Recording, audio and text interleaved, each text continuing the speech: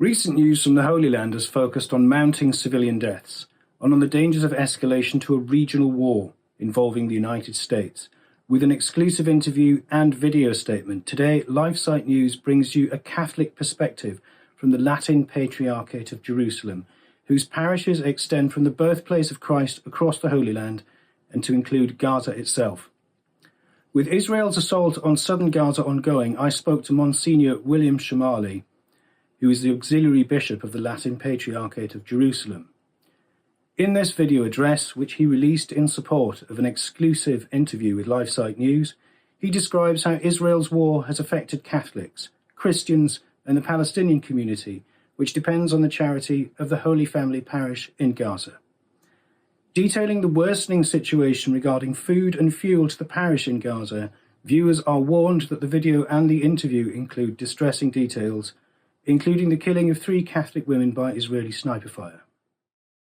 I would like to greet all those who are looking to us in these moments and to thank the Catholic communities all over the world for their solidarity with our small Christian community in Gaza.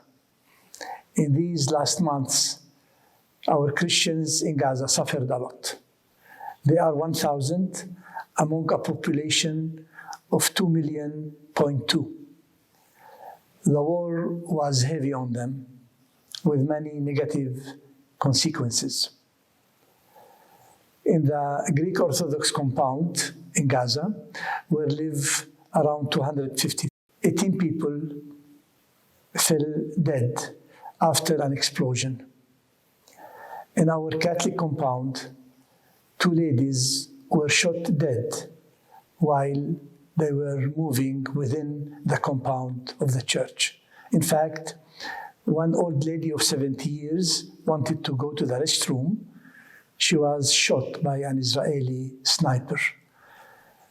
No one could help her while she was bleeding because the sniper continued to shoot on all those who moved towards her.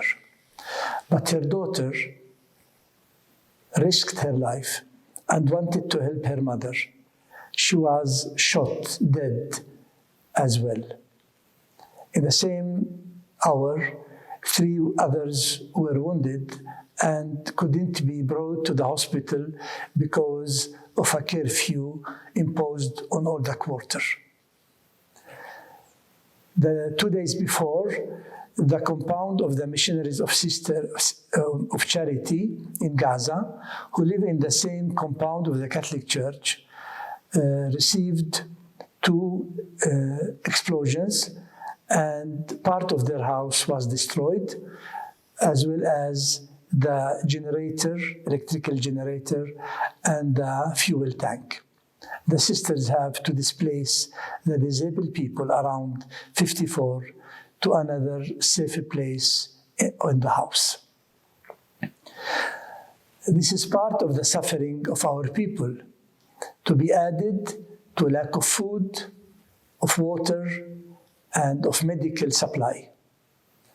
Some people ask us, in the absence of shops to buy food, how do our community survive so far in the 4th month of war? My answer is that at the beginning of the war, our parish priest in Gaza could buy a lot of things, and it was possible to live for 2 months with the provision and the supplies. But afterwards, there was a shortage. And we were helped by Catholic Relief Service working in Gaza, Pontifical Mission, and Bible Society, and Caritas as well. Then, before Christmas, there was a shortage of food.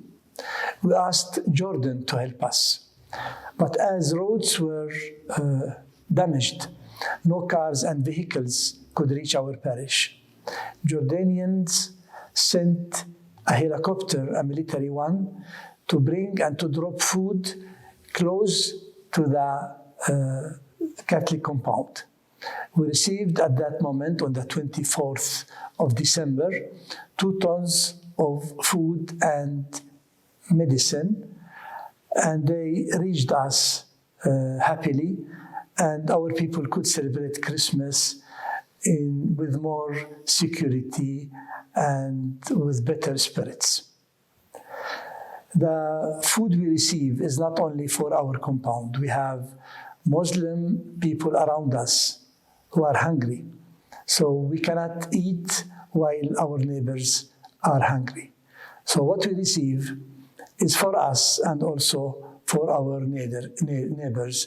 These are requirements of the Christian charity. What about water? Having water in Gaza is a miracle. The first missionary who built the house, the church, built a deep well of 50 meters deep. The water continues to flow. We are in the 4th month of the war, and still we have water. We thought at the beginning that it was coming from the terrace of the church and the school, but we discovered that this well is supplied by a spring, which gives water slowly, but enough for our 650 people who live in the compound.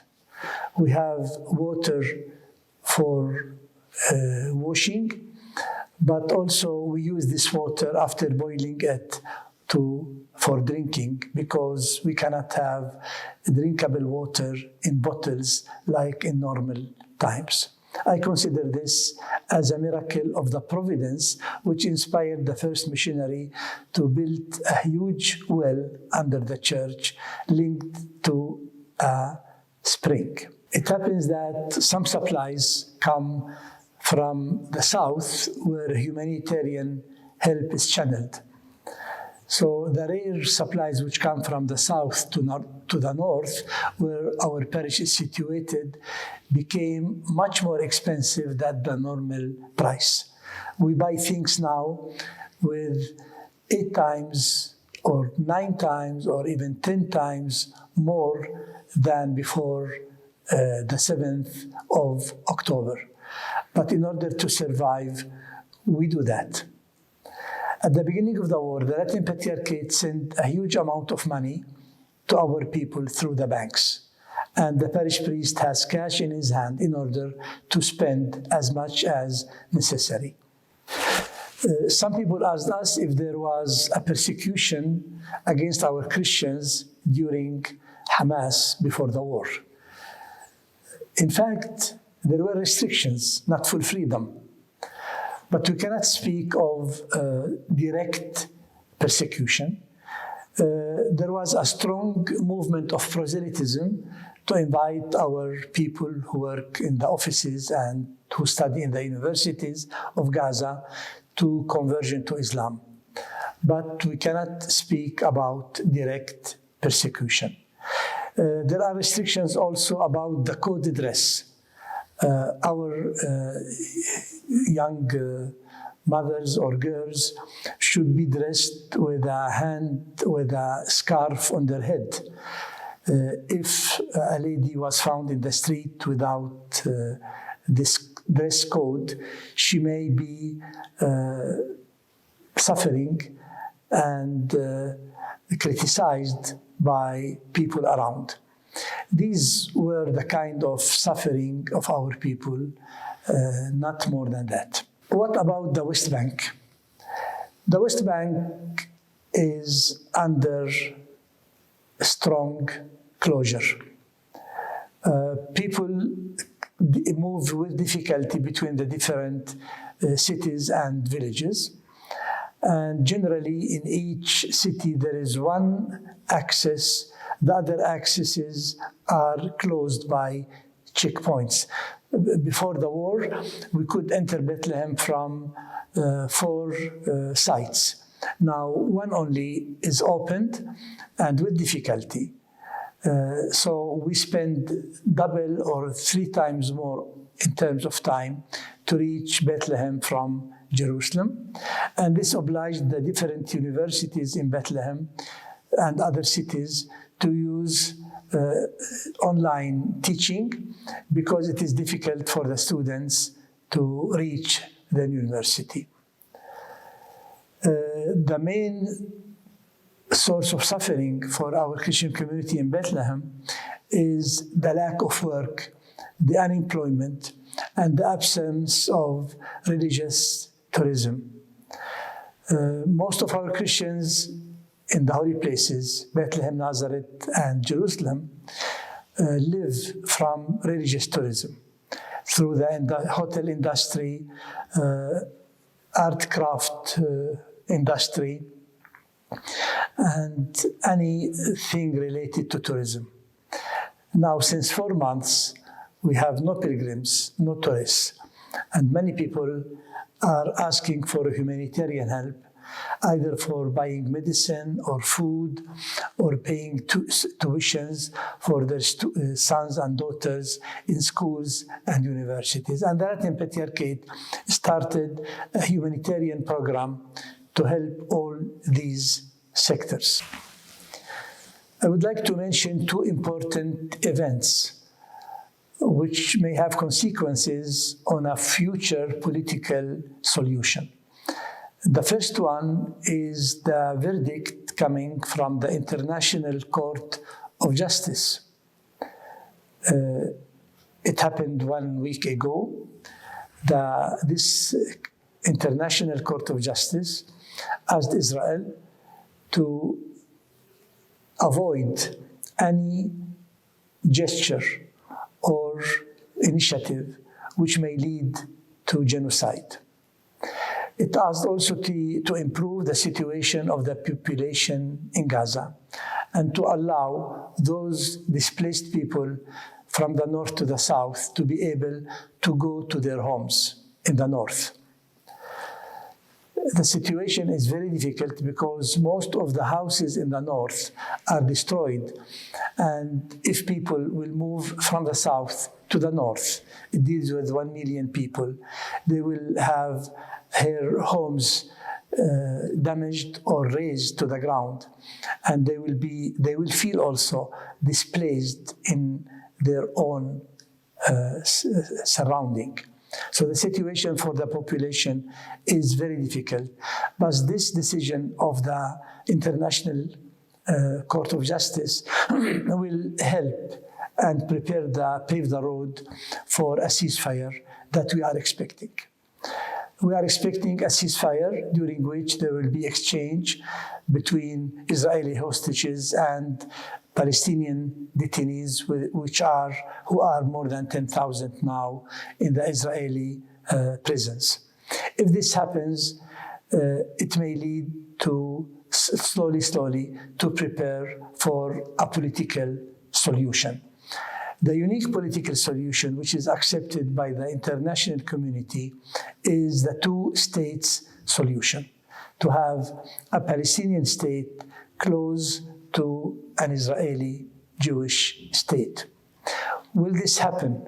We don't know, but this is the trend and the international will all over the world. Israel, for the time being, is not accepting the 2 states solution, but we hope that a pressure from the United States and the United Nations will help to reach this solution, which is the unique one. We pray for that. We fasted for that. Millions of Christians around the world are still praying, and we invite you to continue to pray for this intention. The Lord will hear us and give us more than what we are expecting.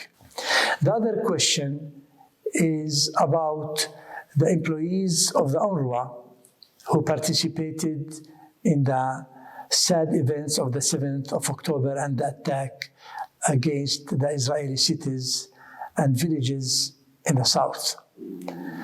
Israel said that some employees were Hamas members and they participated in the attack. As an answer, an investigation should start.